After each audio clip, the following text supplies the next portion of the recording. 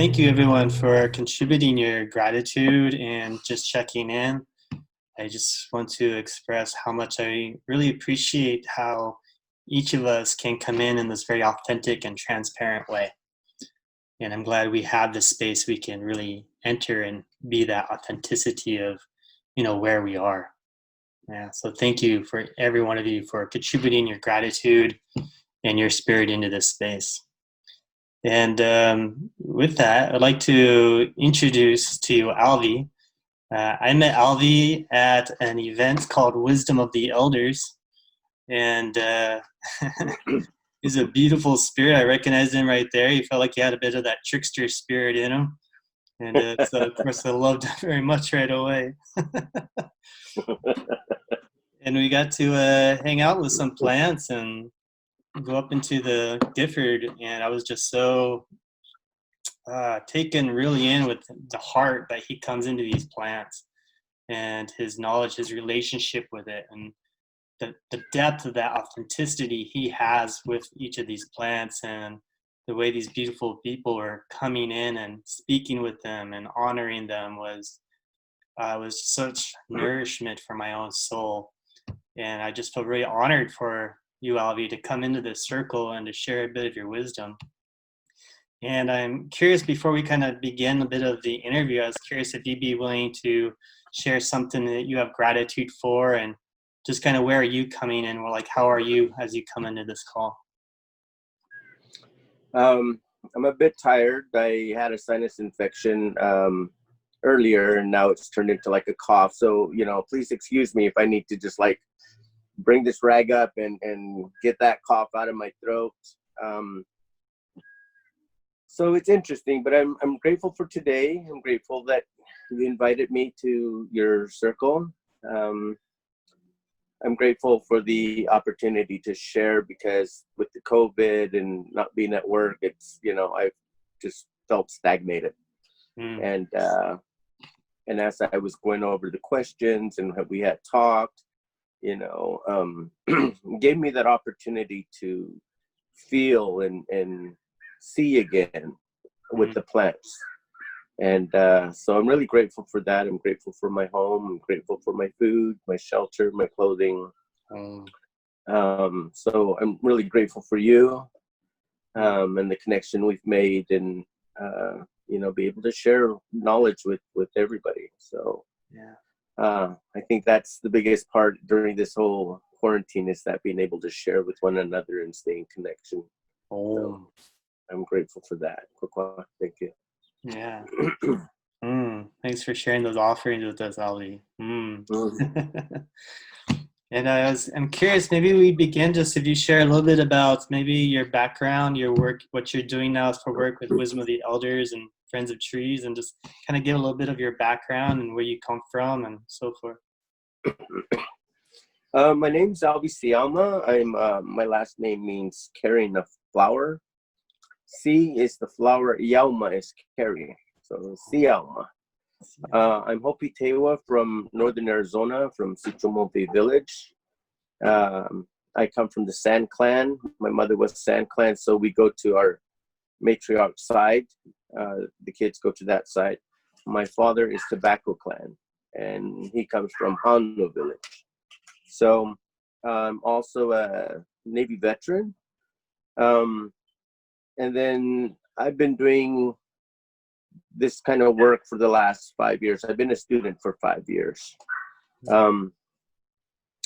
I did work for Wisdom of the Elders.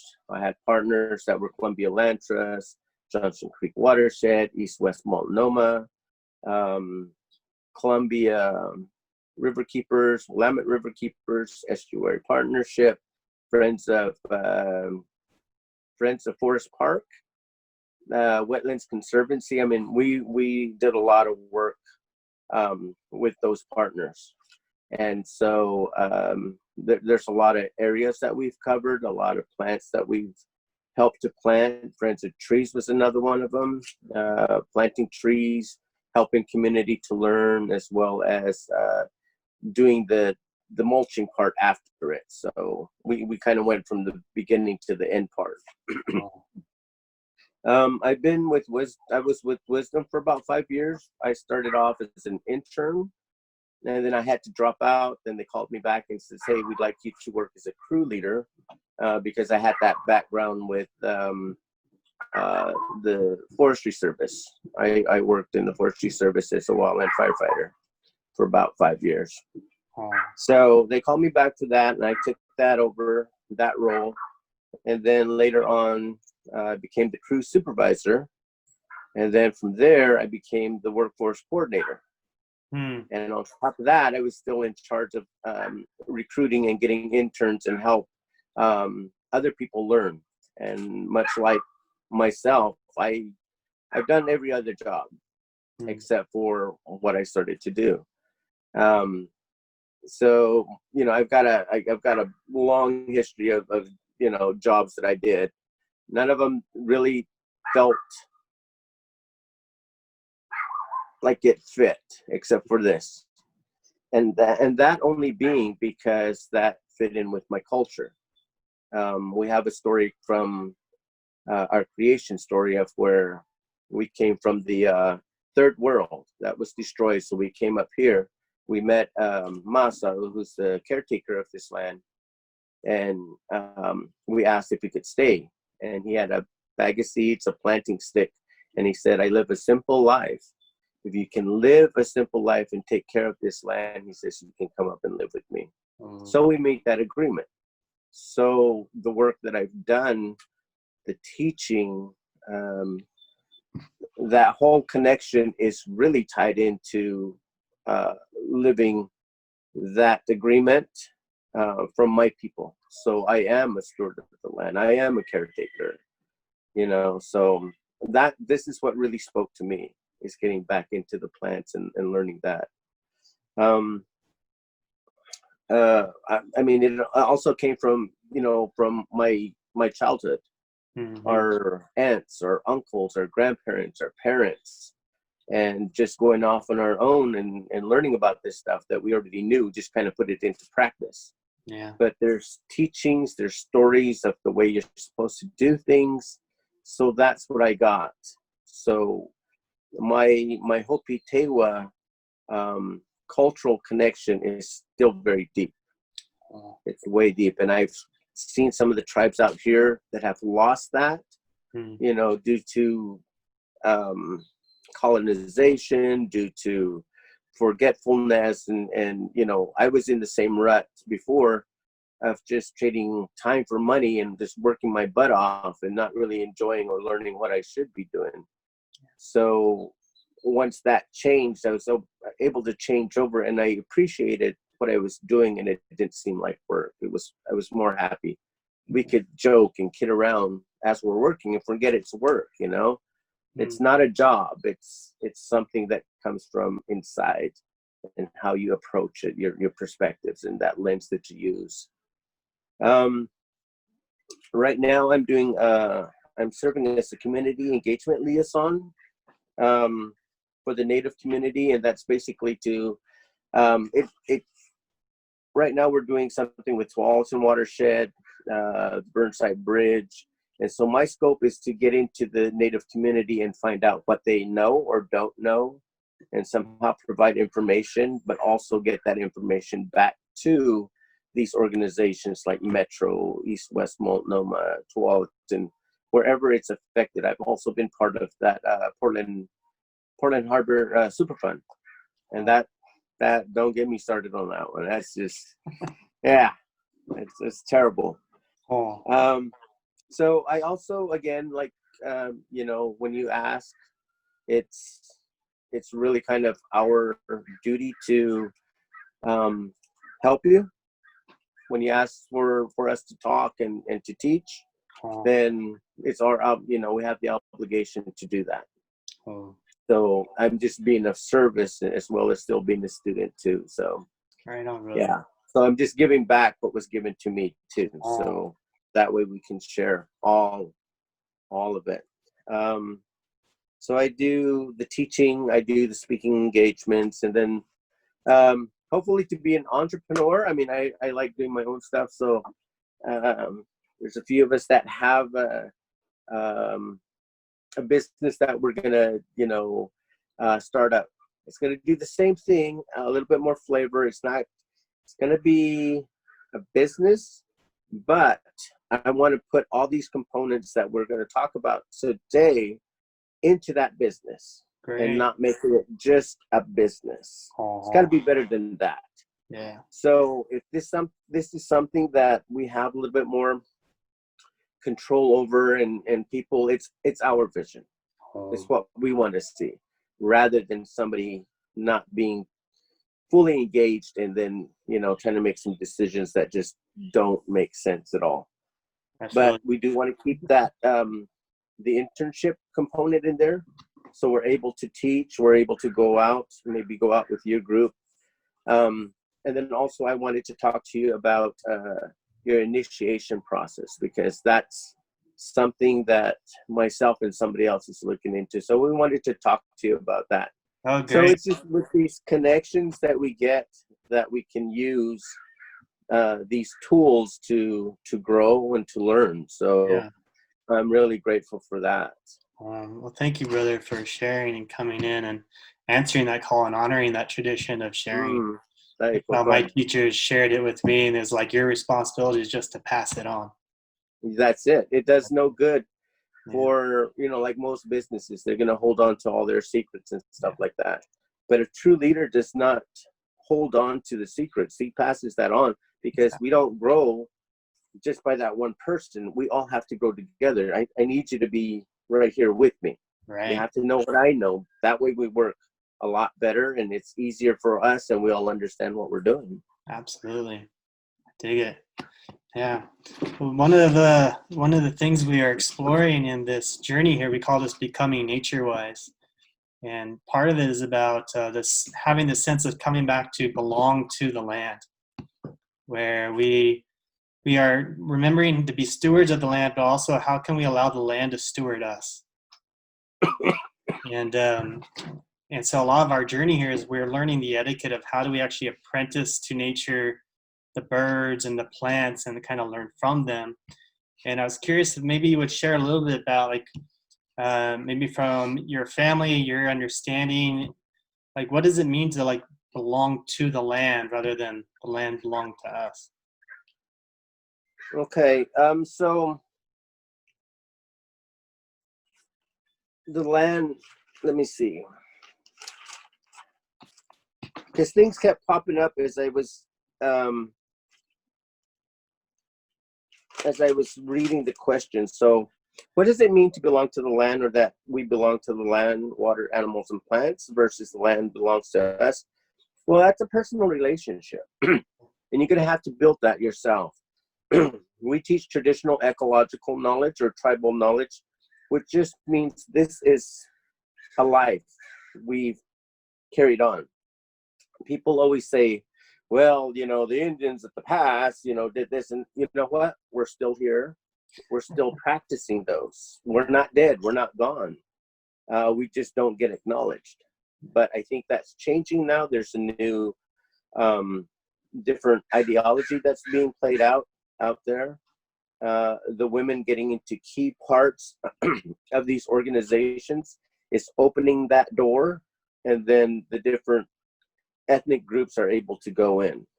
But there's still a lot to change yet, and I'll get to that. So it's your personal relationship, and then how do you use the land? How do you view that land? Are you using chemicals on your land? It's just, how are you living? Do you do the same thing that you do on the land that you do in your house? Are you using chemicals in your house? I mean, to a point we do, but are we making our homes toxic, our food toxic? How are we living? Are we keeping it sacred? That's our home. Are we being respectful to our home, to those that enter? What does that energy feel like when we come into a home? Those are different things that are interconnected. But if you spell it out, then there's different topics and different levels in that.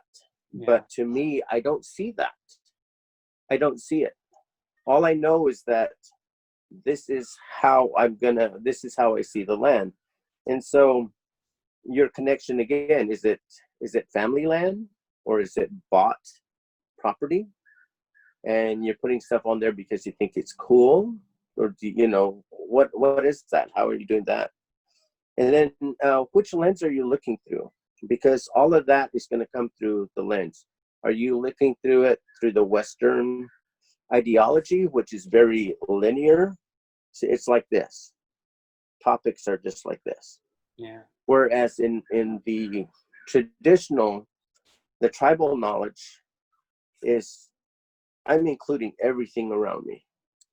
Everything. So it's not just objects. Each one has a spiritual, a spirit to it. It's alive. We live on the living land. So it's like, how are we treating that? It's like, how do you treat your family? How do you treat your neighbors? How do you treat your friends? How do you treat others? It's the same thing. They're different, but they're alive. They serve a different purpose. But then again, what are you using the plants, the land for? How are you taking care of that? So, you know, you have to look at it through the two different lenses. Yeah. How are you looking through that? Right. Are you really connected to that? Is the land money, or do you see it as a living being? Right. The other thing is, we talk about the 7 generations. You had mentioned that it's borrowed from our children. So we talk about the 7 generations. Where are you within those 7 generations? Are you at the beginning? Are you at the middle? Or towards the end? But even the end has a new beginning. Oh. So it just continues. So whatever we do now to this land, our kids and our grandchildren are going to inherit it. Oh. So what choices are we making? What are we doing? Yeah. Are we being part of the solution or being a part of the problem? So, you know, even if you're going to sell it, it's like, so what are you leaving for that next person? Yeah. And that's a lot what happens when we go do restoration work. We have to know the history of the land. Because what are the plants doing? They're doing remediation, but for what? What is their purpose? Yeah. So again, we're just kind of looking at that. One of the things we kind of explore is we see how, like, in our Western or just modern mindset, I guess, we have more of this transactional. I like that modern mindset. Yeah, modern. We have this kind of a transactional mindset, I think, with nature, where it's almost like consumer based. Like, well, what am I going to get from it? Even when I go out into nature, I'm going out there to, like, take something, like I'm going to restore myself. But it's like the question is like, well, what else are we contributing? Like, how can we come into relationship with the land and the trees and let it be? There's this reciprocity in that process. Yeah. So if you're using the land, in what form are you using that? You know, because each of these things, the land gives us medicine, it gives us food, shelter, warmth, clothing, and it's beautiful. You know, we have something beautiful to look at. And this, we call this Mother Earth. So she has all these children that are different, just like us. We have our own beauty that we bring forth to this relationship that we have together. Water, there's 2.5% that is fresh water, but we can only really get about 1%. So what is our habits in using these living entities? Are we being wasteful, or are we being mindful? And again, are you putting, because you're going to be drinking that water, what are you putting in that water? Yeah. Because evidently it's going to come right back to you. Yeah. So, you know, this mindset of, you know, I'm doing my own thing just doesn't play out. No. That modern ideology, I like that word. Yeah, it's a bit toxic. Yeah. It's toxic. It's not mindfulness. So, again, what we do to the water affects the plants and affects the animals, which in turn, each one is providing something. Is it food? Is it medicine? If we can't gather medicine if it's in a toxic area, we have to remediate that first. And we know this because we see what big business does, the companies, the oil, the gas, uranium. Our reservations are so toxic, and they make all this money and then claim that they can't clean up. Portland Super Harbor Fund, same thing. It's just a big old giant Band-Aid. But when things like an earthquake or something like that, it all unravels. Yeah. It did nothing. It did nothing. So, and then also too, people tend to just pick one piece. Well, it's the soil. Well, the fish go through, and if you test it, sure, they're not going to test with, high contaminants, because they move back and forth. They don't stay in that one spot. Right. But then what about the land? What about the plants that are up above that? Right. Is anybody doing anything about that? Is there any remediation thoughts for that to clean that up? Or, it just gets so deep. And that's how my mind works, and so I could get really deep into that. Well, we can see how, like, in our modern days, we have this reductionist mindset where we reduce things down into separate parts rather than seeing the collective, the web. And they did that amazing documentary in how wolves changed rivers. Have you seen that? Yes. Introduced the wolves, and the rivers actually changed course because the elk had to now move back into shelter, which allowed the beavers to come back in and create dams. And then the birch trees came, which was a major substance food, and everything changed and became healthy again because the wolves came back. Exactly. Just one thing. And then these items that we're using, even the animals, in the cultural sense, we're going to use them. Whether it's for regalia, whether we're using the plants for ceremony, you use it for smudging. So again, how are we treating this land? Right. Just like that. One thing affects the other, but people don't see it that way. It's like remove the wolves, remove this, remove that. So it's a domino effect, but that's the modern mindset. Yeah. That's how, like you just said, it's like going to the doctor. Same thing. If I go to the doctor for this cough, they're just going to say, okay, what are your symptoms? Blah, blah, blah. They're not going to ask me, am I sleeping well? What kind of food am I eating? Am I getting enough rest? Right. Or anything like that. They're just going to focus on this one part. They say, oh, you're going to see a specialist, so let's send you over there. Yeah, the reductionist like mindset. You didn't fix. Yeah, you forgot this whole person here.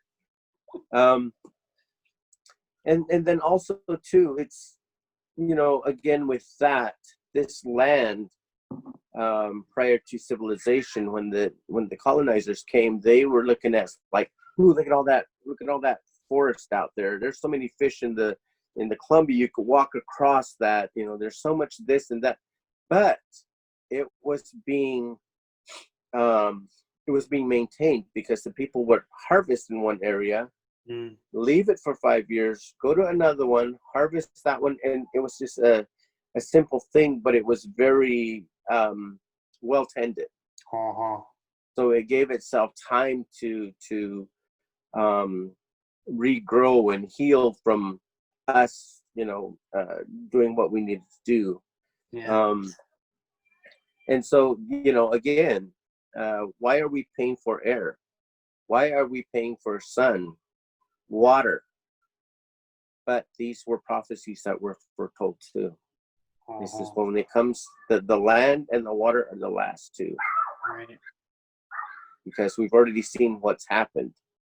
But these things are Mother Nature's. These are gifts. Yeah.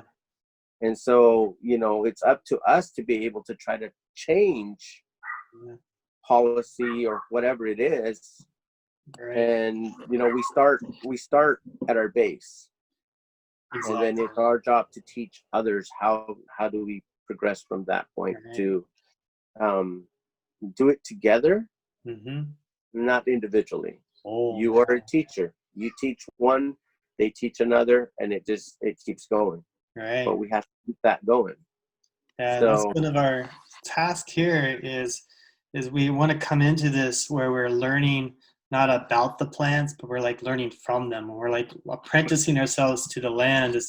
There was a Hopi elder named Ben who mentored me for a little bit, and he said that, you know, we are the younger relatives, and we are meant to be here to learn from them.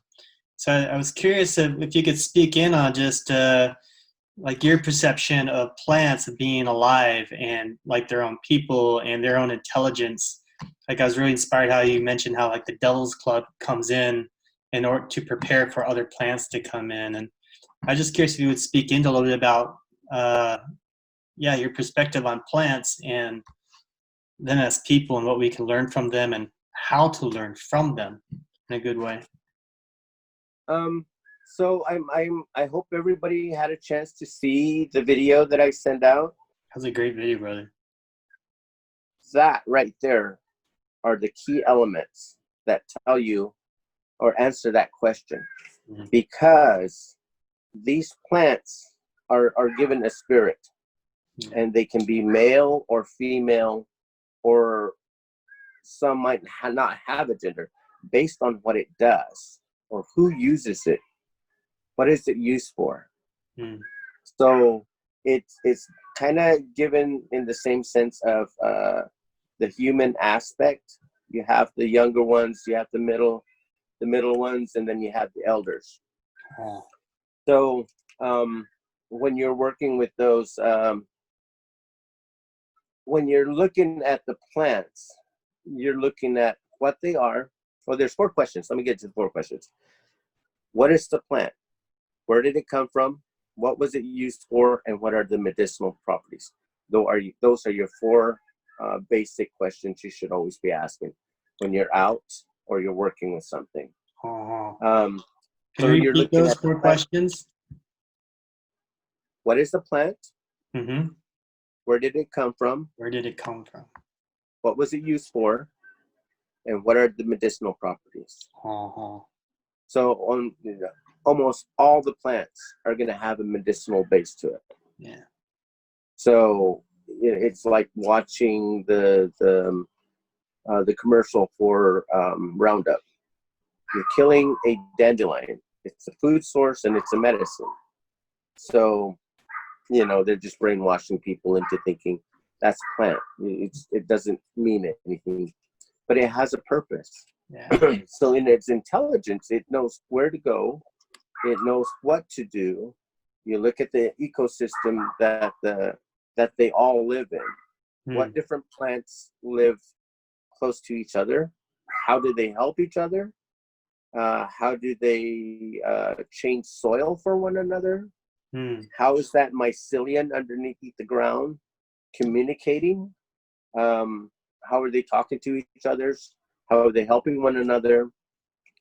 And it's just things like that they have their own village there.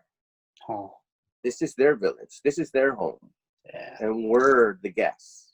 Right. So we have to honor that. We have to respect it. And I think that's one of the biggest things is honoring, respecting this community, these people, down to the rocks. Everything has a place and it has a spirit.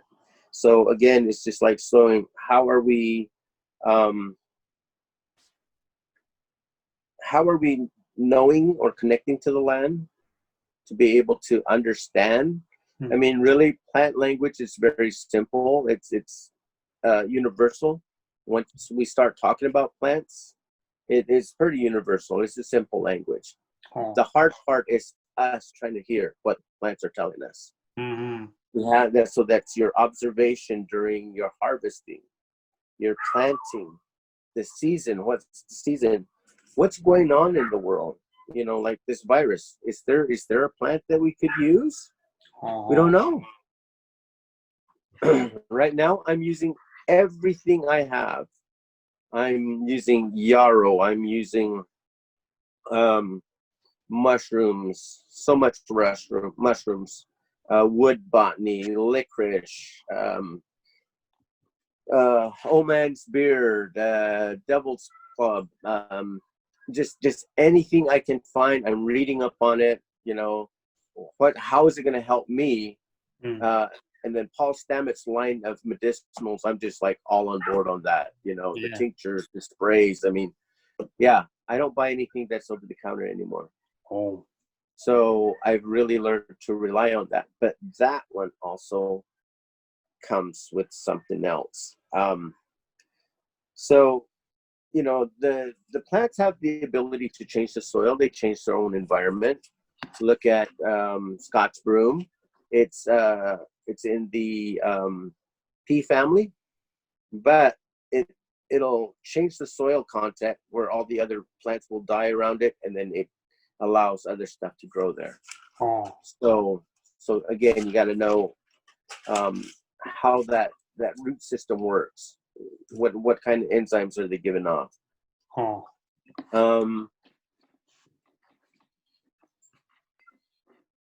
Like plantain's a good medicine.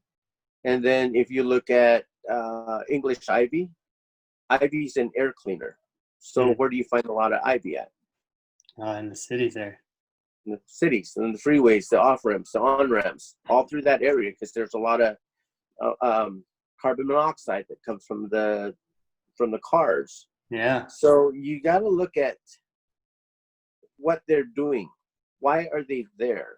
You're always looking at why are they there? Why are they here? So your job is to be very observant, to be connected to the land. You have to really know your land, observe everything that's going on, what they're doing or what they're not doing.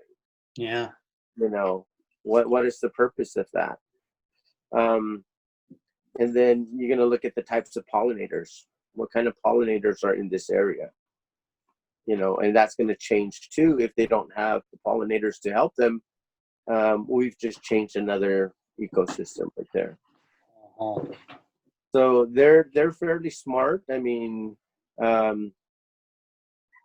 like a foxglove is a 1-drop rule for that one. It's a heart medication. Yeah. So you got to figure out how much of that 1 drop is safe. It's just a little bit too much, it can do the reverse. Wow. Yeah.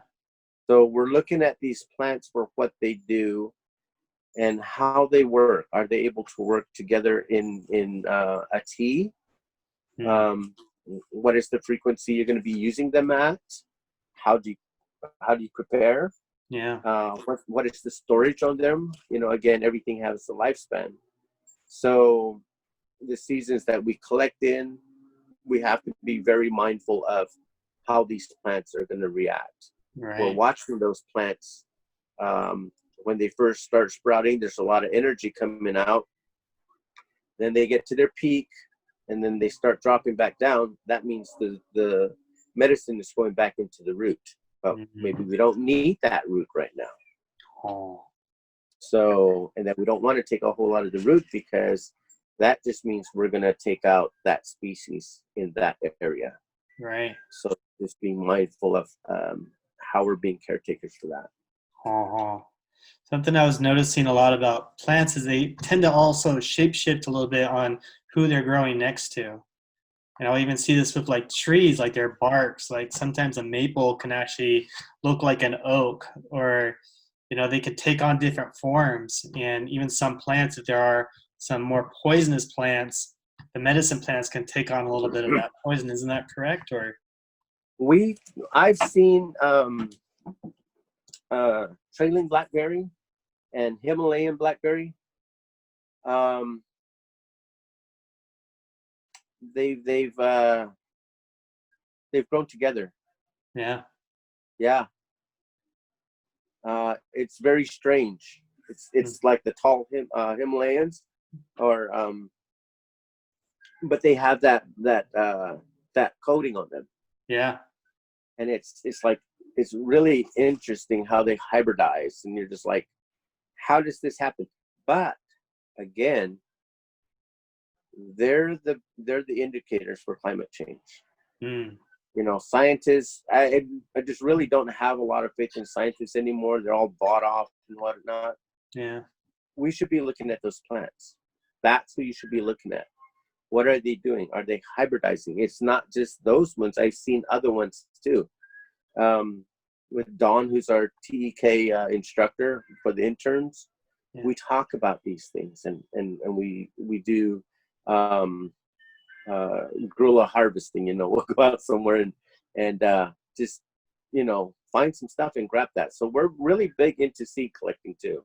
Uh-huh. So I've got a big variety of different seeds that I have in my care too. We just Speaking of don't that, know. I was curious, like, because one of the things we want to do when we're trying to learn is the right etiquette of like grading the plants, the etiquette of like honoring them in a good way, speaking to them, sharing our intention. I was curious if you would kind of speak into, what are some good etiquette in conversing with the plants and harvesting and just being a good relationship rather than that consumer mindset. It's like, oh, here's these things, I'm just going to take them because that's what I need and so forth.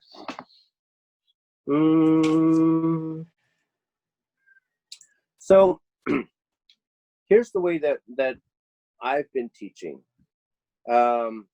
is that when we get on site or the area that we're going to be harvesting or working in, we'll form up in a group, and then we're going to smudge. We're going to make sure we smudge, and then we can either do like a gratitude circle or have somebody do a prayer. And then once that's done, we're gonna during that prayer, we're gonna be asking permission from the ancestors of that land, because I'm from Arizona. My ancestors did not live here, but somebody else's did. Yeah. So I'm gonna ask permission from their ancestors, as well as the plants themselves, and the animals and everything that is in that area. I'm going to be asking permission, and then that way I'm covered. I'm not seen as a intruder or somebody that's just tearing up the land and killing the plants. So I want to make sure that they're honored. I think the biggest thing is that I'm going to say it lots of times, the honor and respect that we give to these plants and to the land themselves. So for me, that's just a no-brainer. That's what I'm going to do. Yeah. I don't have to think about it. I'm just going to do that because I know that's the right thing to do. Yeah. And then the other thing is that we'll leave an offering of tobacco. And sometimes different organizations will say no tobacco because depending on what kind of tobacco you have, it might be chemicals in there. So the Hopis, we use cornmeal. And the cornmeal is just ground corn, white corn. So I'll usually have somebody do that. I'll pass my bag around. They can take a pinch out of that.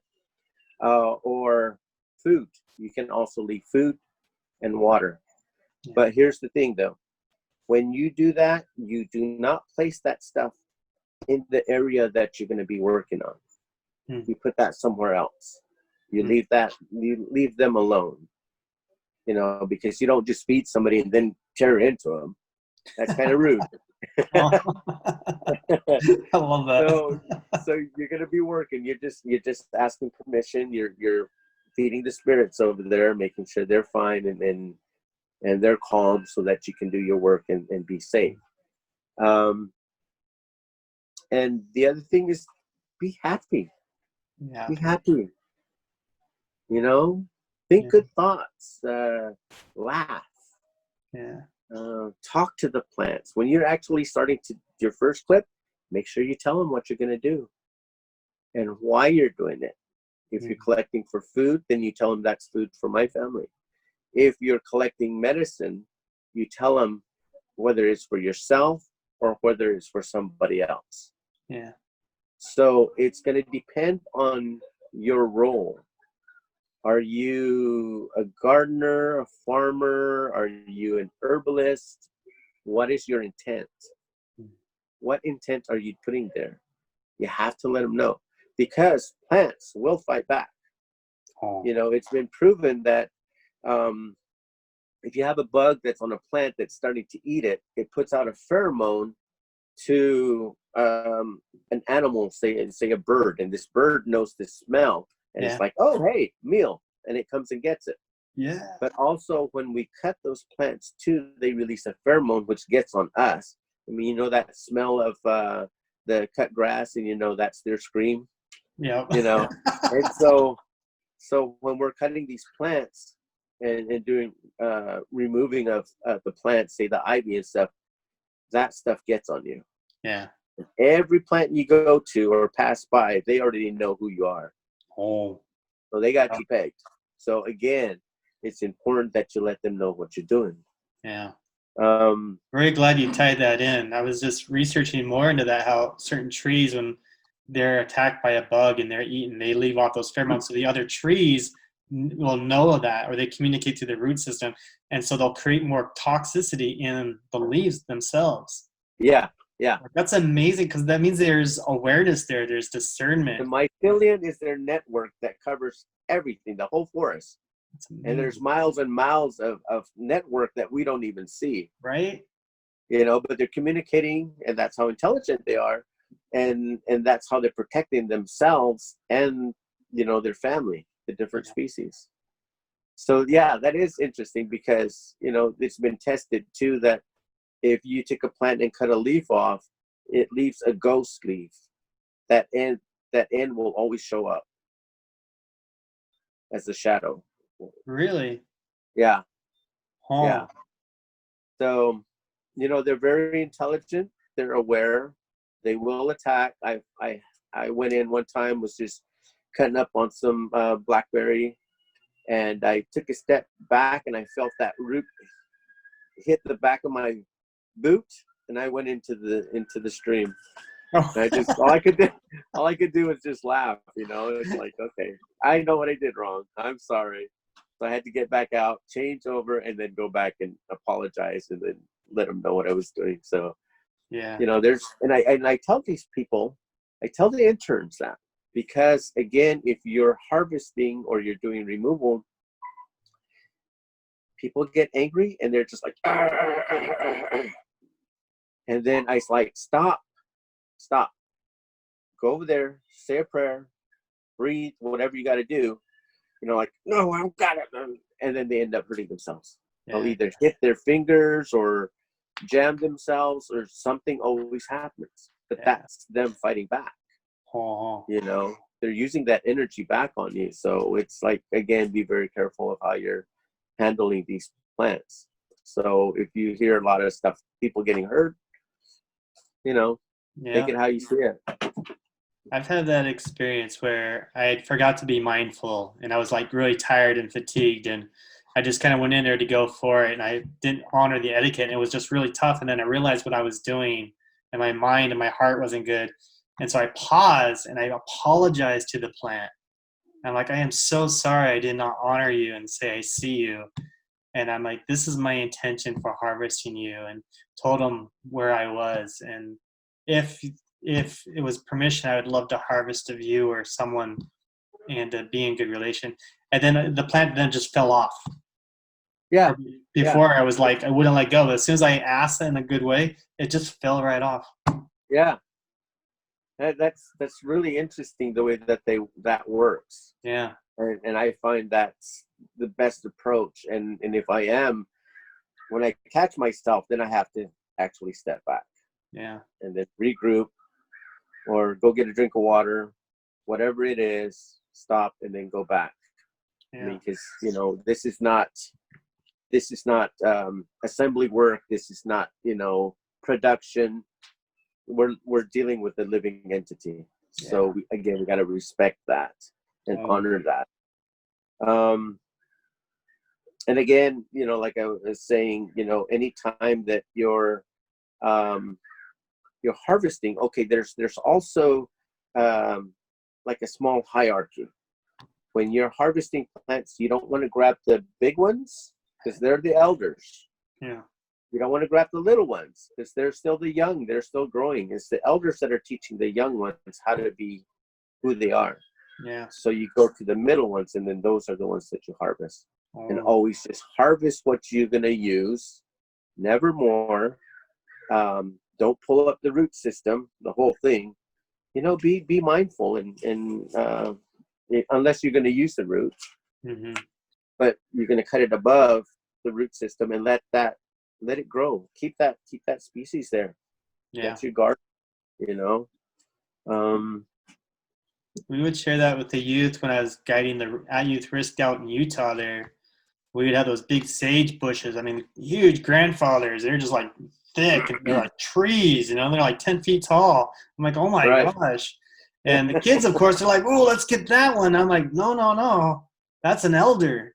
And that elder is teaching these young ones. So let's look at the middle and let's ask permission. And it was a real mind shift for those youth to realize that, the 7 generations just within plants, and who are we honoring? Who is right? How do we make sure? Because especially out there, we want to make sure other groups that come by, there'll be resources for them as well as the plants being able to rejuvenate. So yeah, I mean, it's for them, as they get older, as they learn about it, and they figure this is a nice place that they can harvest from. But if they do that, then you have nothing to harvest. exactly, You take it away from yourself because you weren't being mindful. Exactly. So it's like a little delicate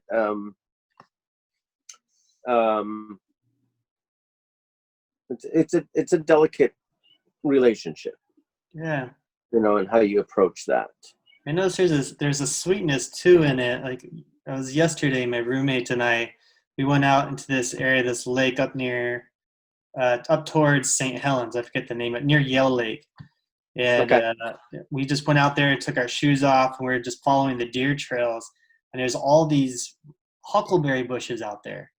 I mean, just the juiciest huckleberries I've ever came across. And we would just trail. We would pick just a few from each one, right? We didn't want to. He was like, "Do we want to create a bag?" I'm like, "No, no, no. We want to leave some, so the next time we come out, there'll be some more." But we just Right. take enough, then we move forward, and we take enough. And just knowing that and speaking to the plant each time and saying, "Thank you. You are so amazing." It was Yes. amazing to have that relationship with place. It was really sweet to feel the reciprocity of that. And it seems like it leads you to the bigger ones. Yeah. And the sweeter ones when you say thank you, as you just think. Every time I pick, I'm just thank you, thank you, thank you, thank you, thank you, thank you, thank you, thank you. And then I'll change it up. Thank you for what you're doing. Thank you for the food that you provide. Right. Thank you for your beauty and but I'm always being thankful for that. And yeah, it seems to always lead to the choice. Huh. And therefore it's leading you away from the young yet. Yeah. They still have time to do it, but they say, here's our gift to you. Oh, Appreciate it. yeah, And that's all it amazing, is. the intelligence there. These are all gifts. Right. We don't own it. No. It Yeah. was never ours to own. That's great, brother. Yeah. Cool.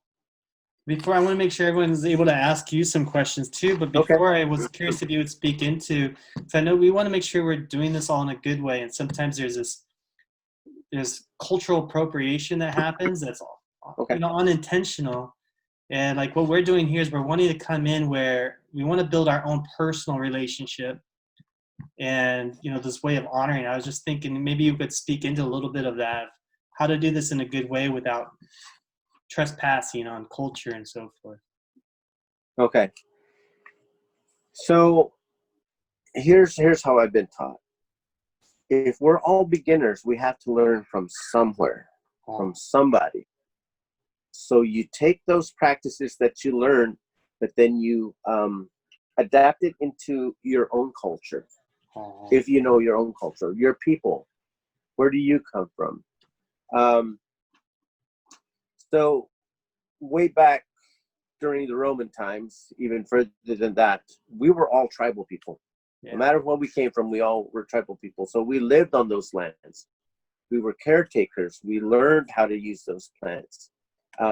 Whereas today we're having to relearn over. But there's something called blood memory of your ancestors, your grandmothers, your mothers, that memory is in your blood.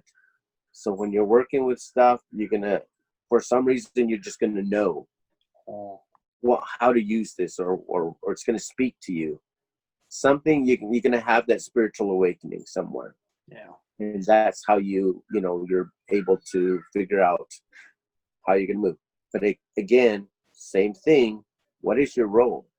Are you the herbalist, the gardener, or the farmer? What are you? So again, that's always going to play that role of how you're harvesting or how you're using all the stuff.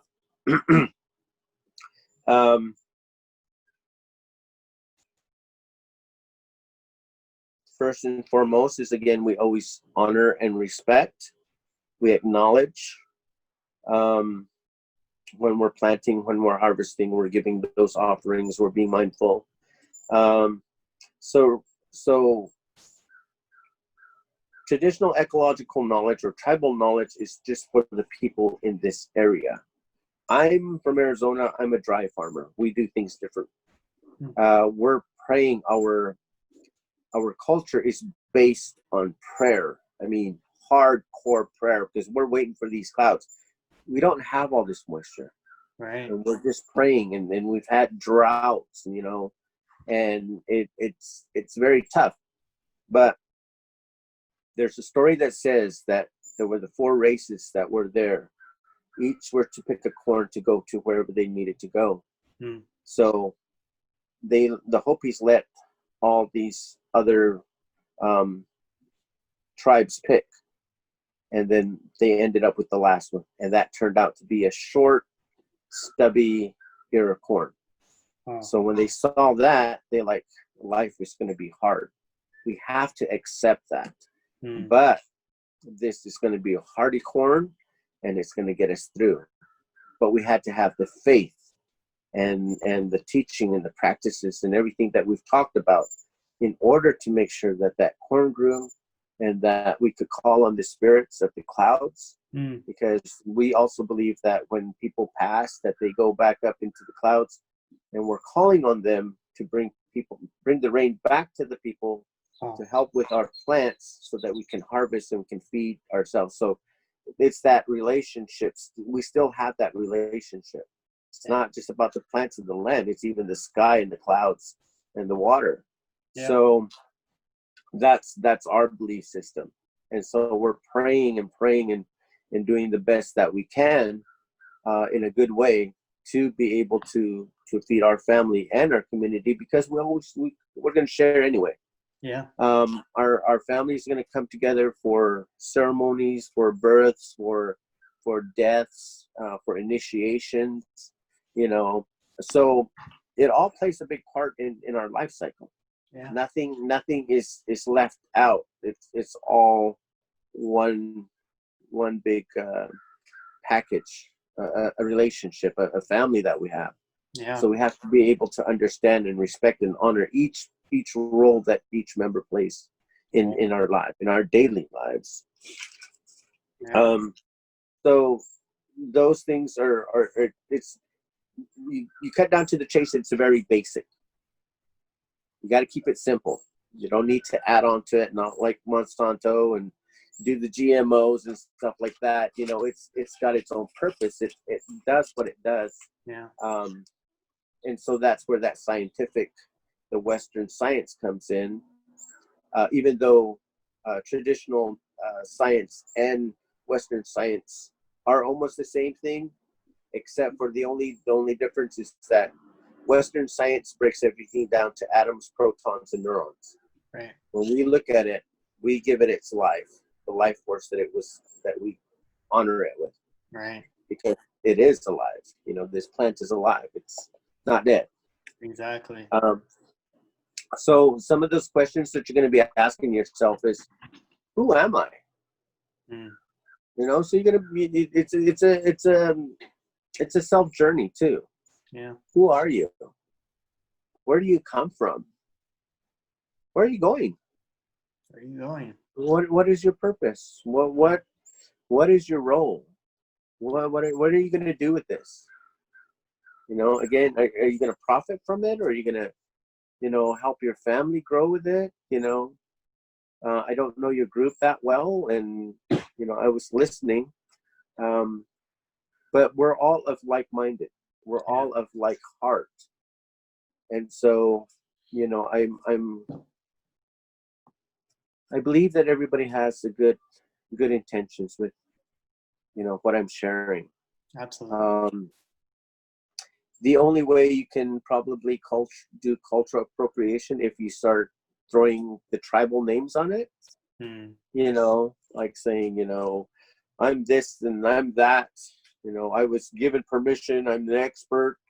And that's usually what happens. You get somebody who comes to our village and learns from us, and then they write a book, and next thing you know, they're experts. I'm like, no, just a visitor. As you left, we're still here. Right. It never changes. It never changes. Uh-huh. And the other thing is, again, how do I think and how do I speak about plants and people? It's the same thing.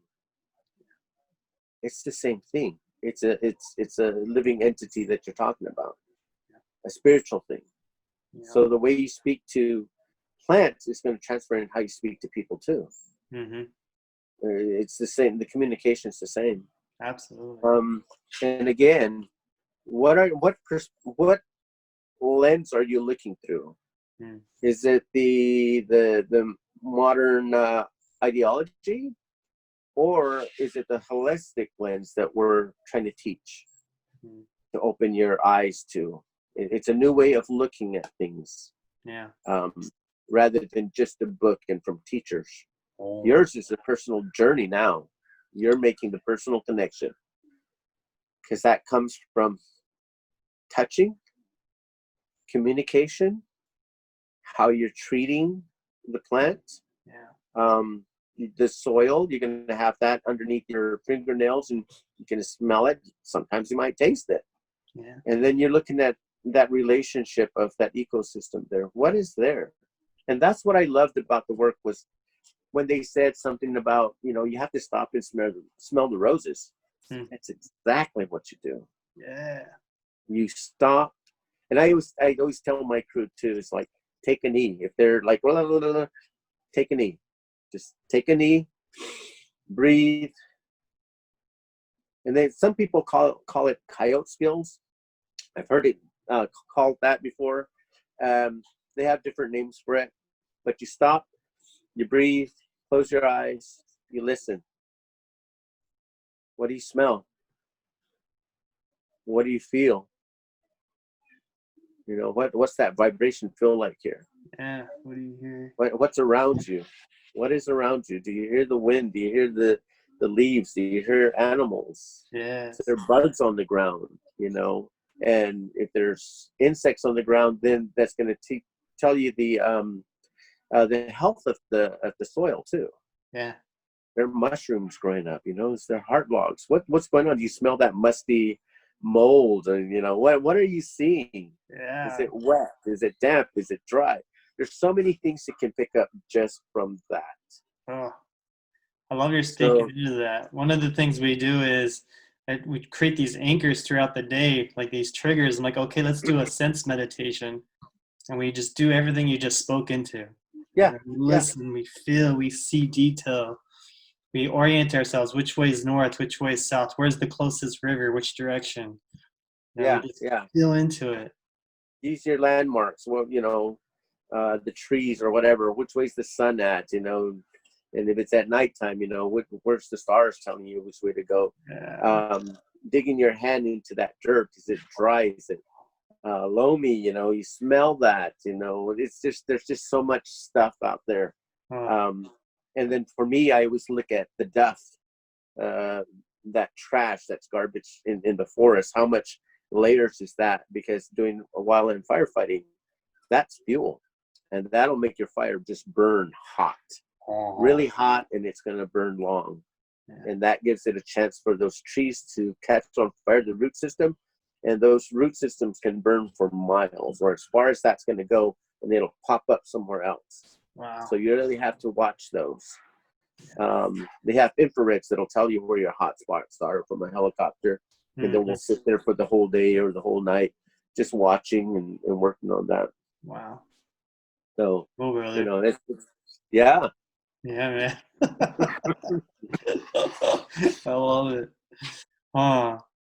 Well, I'd love to give an opportunity for the listeners if you guys have any questions for Alvey or want to share of your experience since beginning NatureWise and coming in relationship with plants, or this is an opportunity for you to speak with him and yeah, go for it. So just go ahead and unmute yourself and begin to speak for anyone who has any questions and so forth.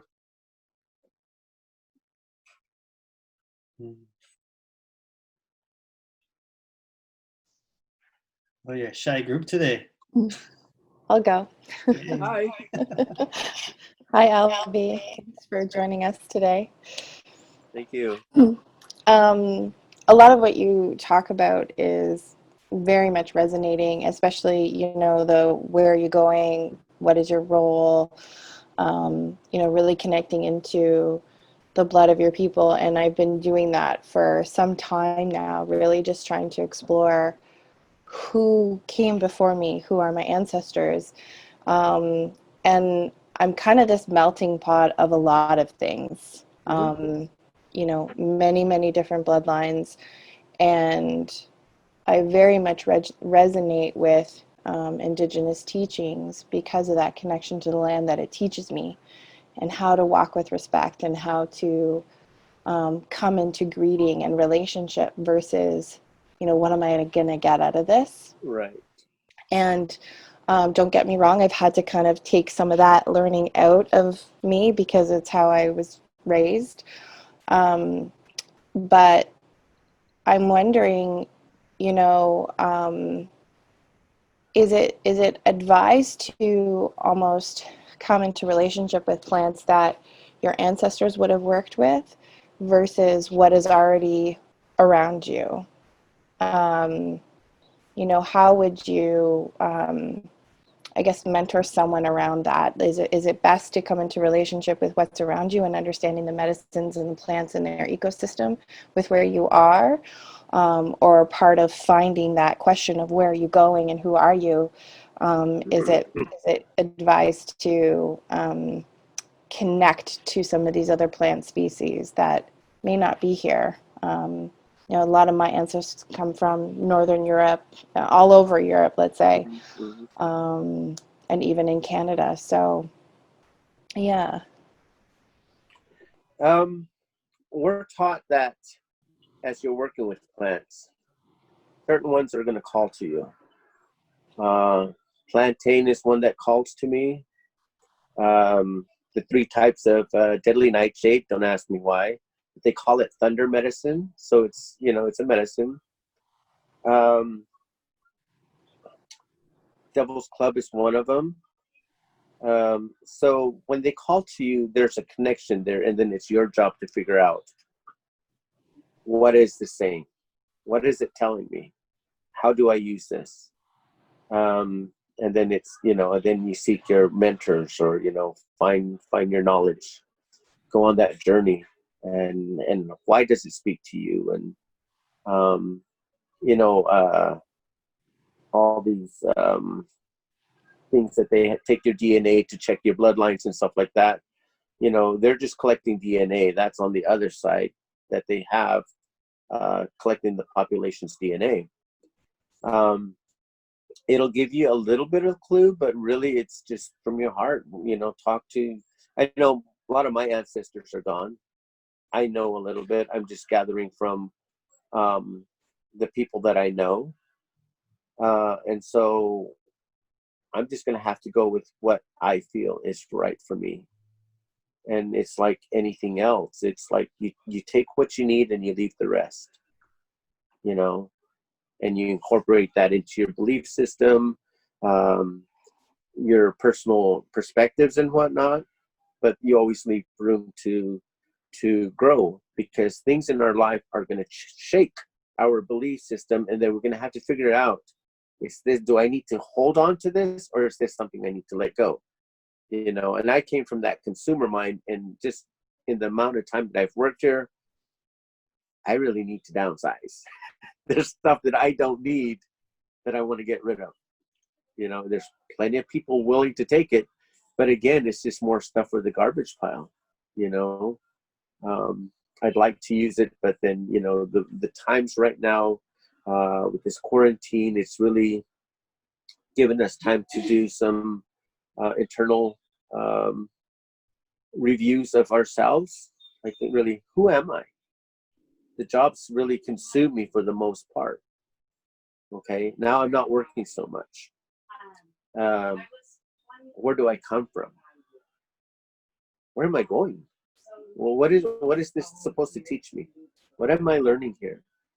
But the other piece too, and I've talked to Vito about this, is that he holds these initiations, and in our culture, you as a woman, when you reach a certain age, will hit your puberty initiation, and then you go into the next level, and then there's another part there with the women. You would go into your next initiation to become a woman, so you know your duties, your, you know, what your skills are supposed to be and whatnot, who's going to teach you.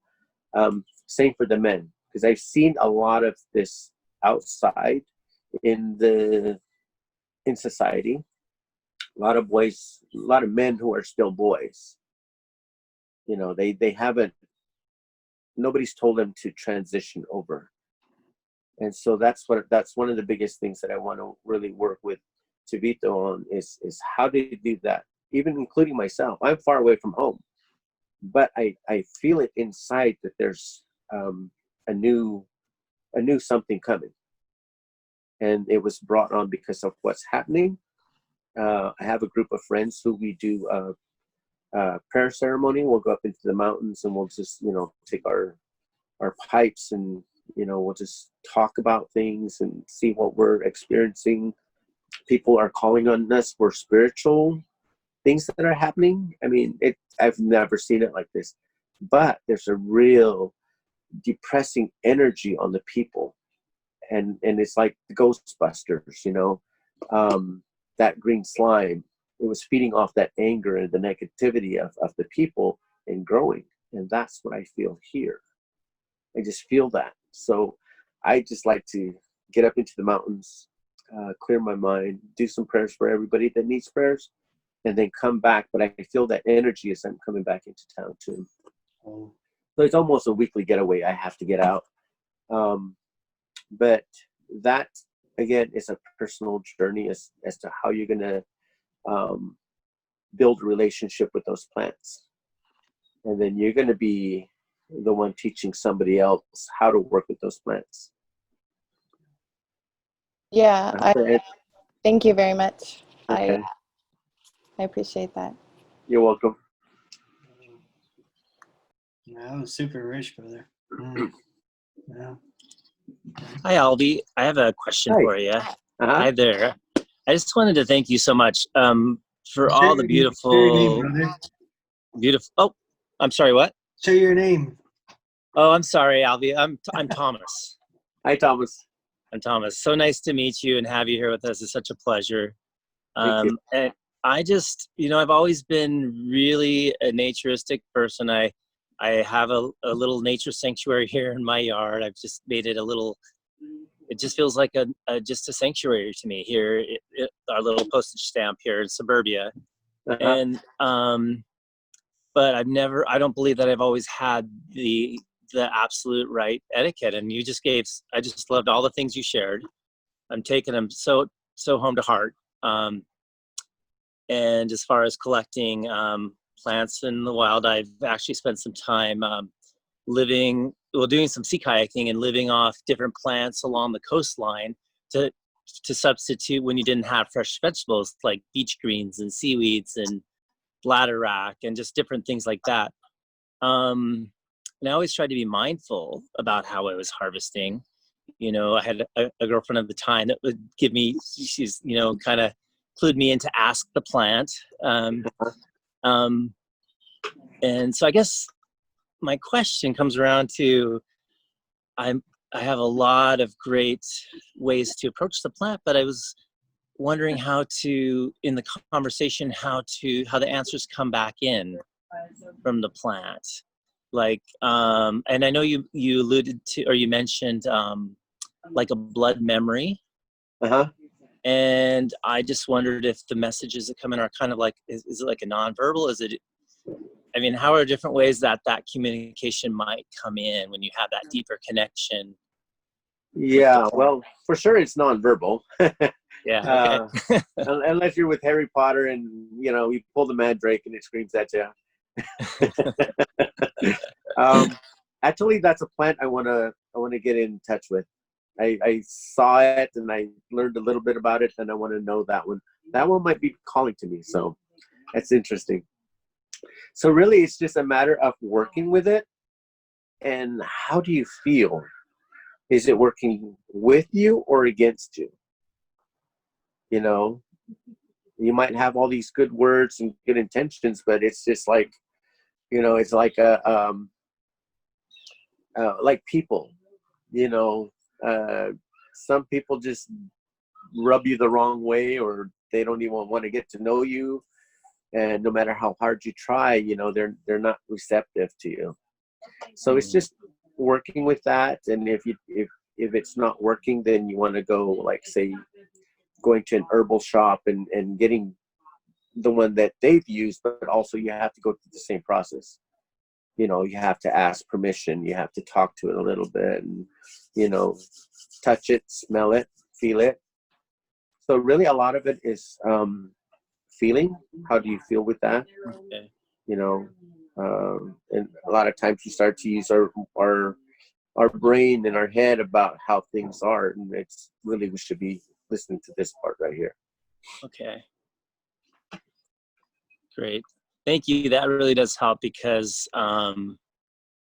yeah, just making sure we're settling it right into back into our heart. I see and you've got spending a beautiful time. place there. Yeah.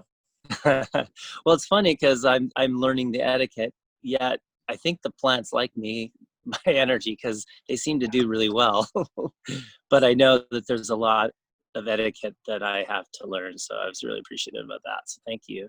So that I didn't get a chance to talk about it, but again, when we're learning about plants, and, you know, for my culture, it's the men that do all the planting. So when we're taught by our grandparents or our fathers or our uncles, it's say, since we know that this is Mother Earth, that first stick into the dirt is like we're opening Mother Earth's womb. And then our seeds are like our seeds. So it goes into the ground. And then we cover it back up. Now you are responsible for those. They become your children. So it's your job to nurture, is to care and make sure that they're safe from the elements and from the animals. And then your job is to watch them grow and help protect them until they get to the time you're going to harvest them. And so it that same thing, that same lesson is going to transfer into your life as an adult. When you have your mate and she becomes impregnated, and then you have your children, then it's your job to do the same thing, to care and protect your children until they're, what, you know, called harvest, where they go off on their own and they start their own process. But, you know, it's your job to kind of teach that.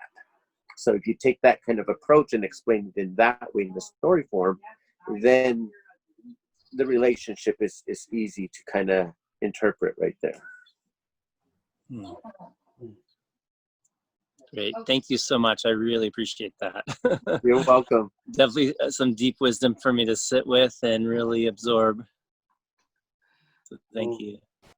You're welcome. Hello, this is Heather. Hi, Heather. Hi. I guess my question is what to do about invasive plants. I did like this one thing where we were clearing out blackberries from a like a stream to help salmon or something, and they wanted to keep the local blackberries, like Trailing blackberry. the good blackberries, the local ones, but they wanted to clear out the European blackberries. Okay. And how do you deal with invasive plants? Because the European blackberries are invasive. So I guess how do you approach the invasive ones That's a and good rip question. them out and stuff? Because you need to rip them out, but I don't know. So here's how we look at it. Invasiveness, to me, is a war word. You're at war with plants. We are not at war with plants. We are in a relationship with plants. Modern ideology uses these terms. I mean, I can go to any organization from Metro to Johnson Creek Watershed to any organization that is doing plant removal, and that's how I term. That's my term for it. Is plant removal. It's like your farm. You want to grow corn, but you have these other species, you know, that want to grow in this beautiful soil that you've created and you're providing, but that plant does not belong in that location. So to me, these words, invasive plants, I've even heard alien invasive plants, which just blew my mind. They're war words. It's an attack on a living species. To me, that is that is mind training in a colonial sense. So if you can minimize plants using those same words, it's easy to transfer that onto people. And it's been said, it's been used before. They just kind of changed the way it means, but this is like a learned mentality of how you're dealing with plants. I don't really see it as that, again, so that we go back to the way that we're building that relationship and talking to those plants, like, you know, hey, the Himalayan, or what do they call that? Is it Himalayan or Armenian? That one, if you really look at it, there's a mother root in there. If you look into a stand, and we've cleared stands, there's a mother in there. It's the biggest one, and all these children have grown around it. So that's the biggest one that we're looking to. So when we get to that big one, we know it's the mother. We'll say a prayer, we'll give thanks, but we're also explaining why we need to remove her and her children, because it needs to make way for her relatives. And I think if we use those terms, that they can understand that relationship, because they're all living together. And then you just, you know, their species is continuing on another place. And if that blackberry was doing remediation, then you thank it for its work to help clean the soil, to help build that soil up for the other relatives to move in. So it's the way you approach it. Again, it's the words that you use.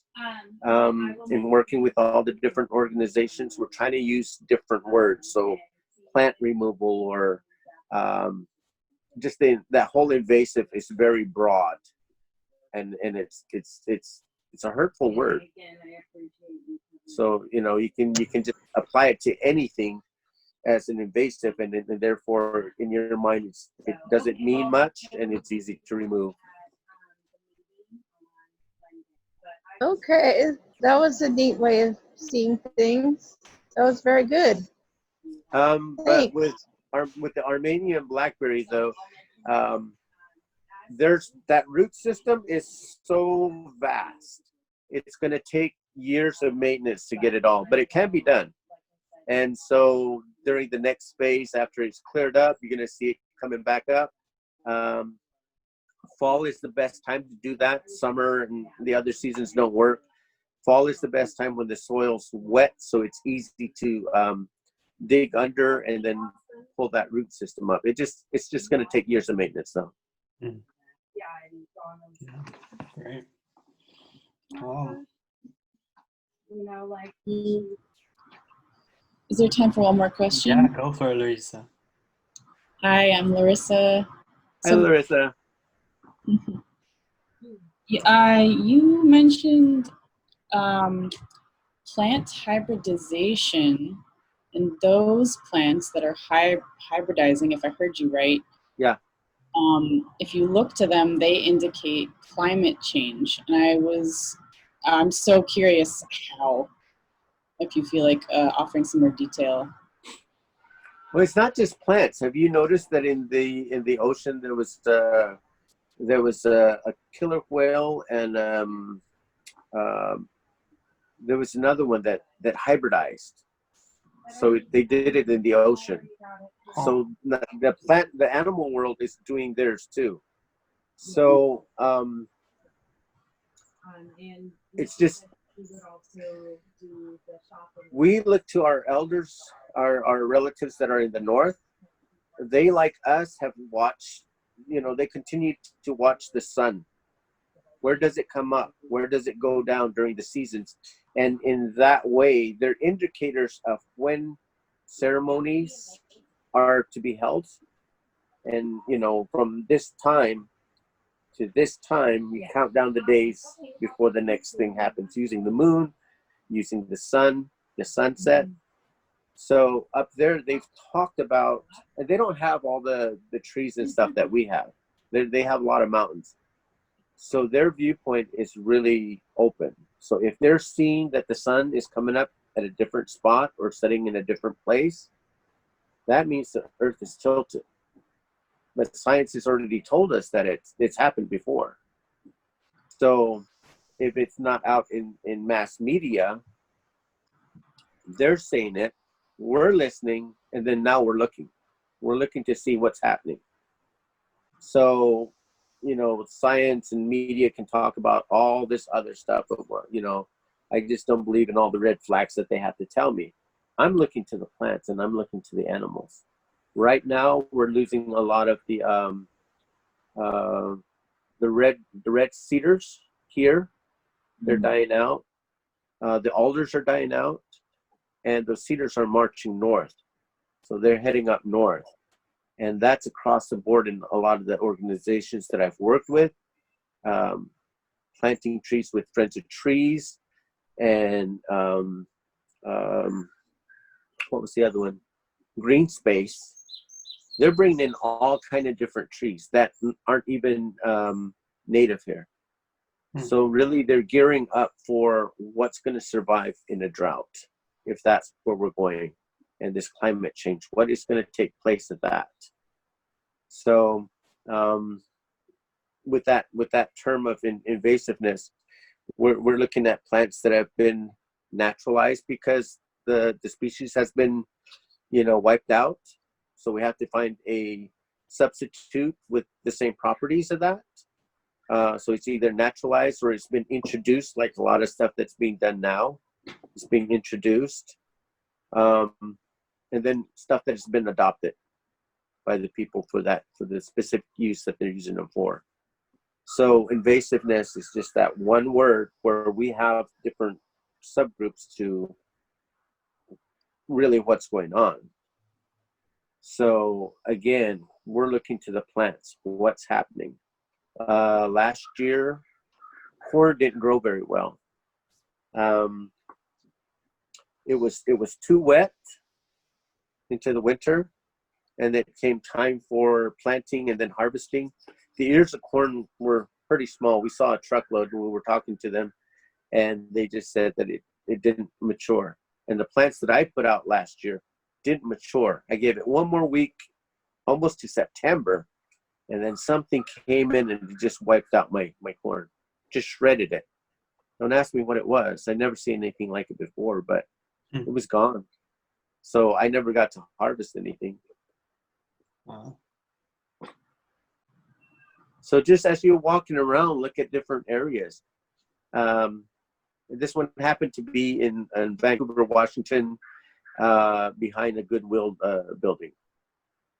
And they had done some planting. We went in with weed whackers to clear around all those trees to give them a chance to, they call it daylighting.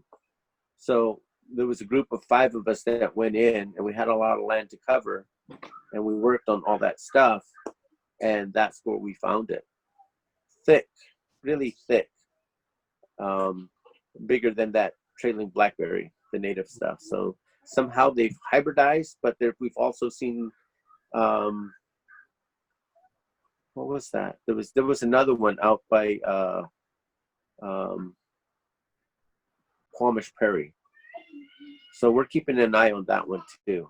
You know, we're trying to see what's going on out there too. Oh. Thank you so much. You're welcome. Yeah. Thank you so much, Alvey. I know we're coming up to our 2-hour mark here, and Wow. I know it went fast here. I'd love just to keep on going, but I want to honor also the container. And I know, I think as we're learning in and filling into, you know, your wisdom of how there is that intimacy of knowing the plants and the seasons, and how these plants are being affected by just the shift of the climate and everything else, and how that really comes in by us going out there, like you said, putting our hands in the soil and really just smelling it and having that personal relationship with it. And I feel so much more inspired. And even with me going out every day to try to cultivate this relationship, I feel even more impassioned now to go even slower. Yeah.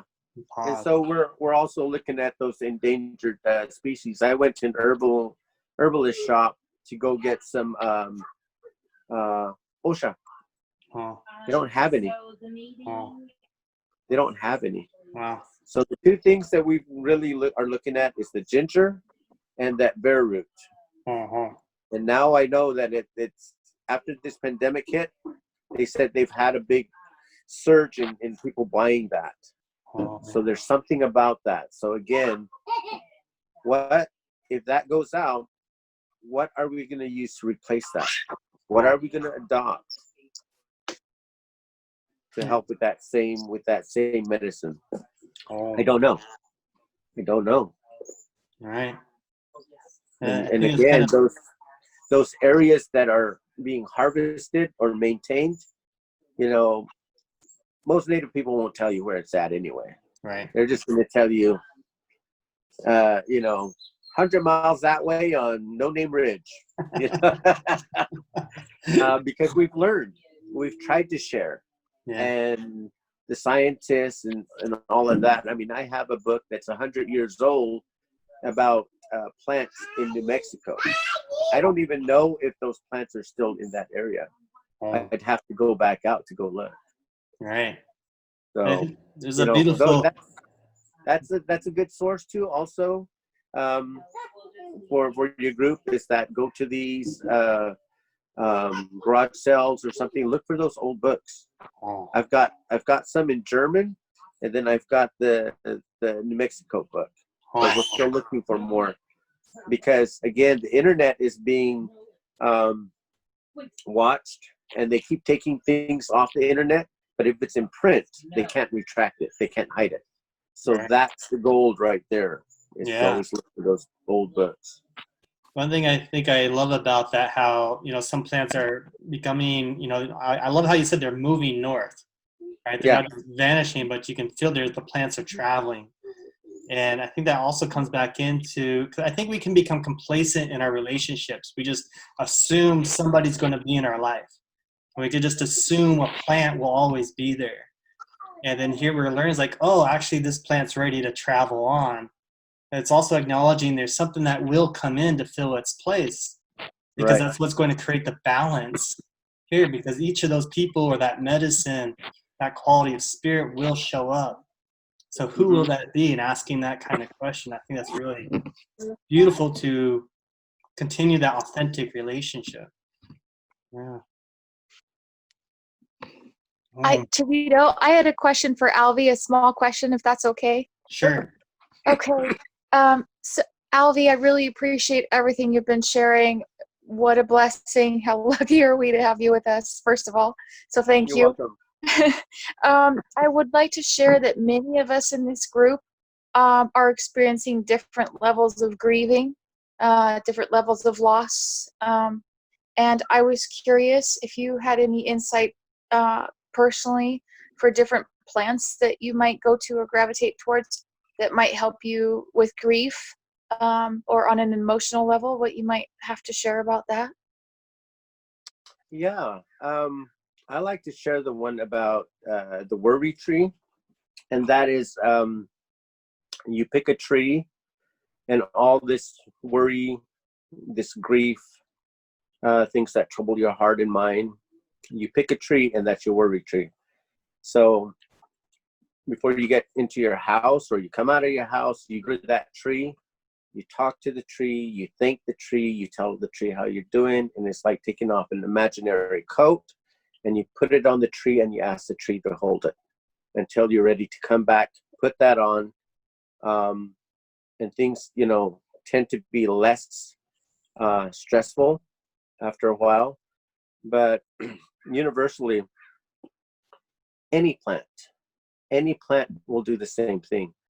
And I was going through a tough time, and I was doing the planting and I was working with plants, and I would be telling my troubles to the plants, but I felt guilty about that. I'm like, why am I, doing a plant who's going to have a new home? Why am I spilling all this gunk at it? Isn't that harmful? But I was told that's their purpose. They take that and they transform that by just you acknowledging and giving them the respect and building that relationship. They're able to let that energy go and give you some good energy to make you feel better. It's like they take our worries and put it in the soil, and they just, they decompose it and do whatever they do with it. But I was told that it was okay to do that they understand and that they're okay with that. So I don't worry about that anymore. And if I need to do that, then I'm running right up there and I'm just pouring out my guts. So Thank you. I think we all thank you. you're welcome. Wow. Well, great, brother. I just want to say thank you again so much for taking the time to share with us. And you're just a rich, deep well of wisdom here. And I feel we can feel the spirit in which you're carrying and how the plants are speaking through you. And I just want to say thank you for being a carrier of that and sharing in a good way. You're welcome. And I don't know. I still don't think I'm old enough to be an elder. Because I just have that youthful spirit inside. But these are words. These are teachings that come from my people to share with you. I'm a simple man, and I'm nobody. I'm just a teacher. I'm a teacher and I'm a student. And so I've been given this duty to help, and that's what I'm going to do. So, accept it and take what you need from it, leave the rest. We'll probably review this again sometime. Yeah. And trying to get a better understanding of where you are. Who am I? Where am I going? Where's my past? And I think this quarantine has been that that peace we all needed. So it's serving the purpose of, even though we're looking at it in a negative way, I try to reverse that and looking at the positives, because it's here to stay. and how are we going to get through this? So I liken it to the struggles of not so long ago when there was the Spanish flu and the diseases that wiped out most of the tribes that were here. You know, that's kind of the same thing that's going on. However, I knew that it was going to come at a time. I just didn't think I would be going through this with my grandchildren and my children. So, you know, it's very humbling that something this small can affect so many. So, you know, again, what are we learning from this? And how are we going to be strong and survive? Because I struggle with that every day. You know, I worry and I think about things, and it's hard to get out of my head sometimes. So your invitation to share some of this is really a bright part of my day. Thank you so much. I feel so much better. I feel calmer. Yeah, I miss the work. Yeah, I miss the work and being out there with the relatives, but you know, yeah, thank you for letting me share. Appreciate it. Absolutely, brother. Absolutely. Great, man. You have a good evening. Enjoy. And yeah, we'll do that. And one thing we always do when we're bringing our end of the call, we invite everyone to unmute themselves, and we do a bit of a coyote count. Okay. So you guys all want to unmute you guys and say our goodbyes and just do some howling? Yeah. Yay. Cool. Okay. Yeah. Oh!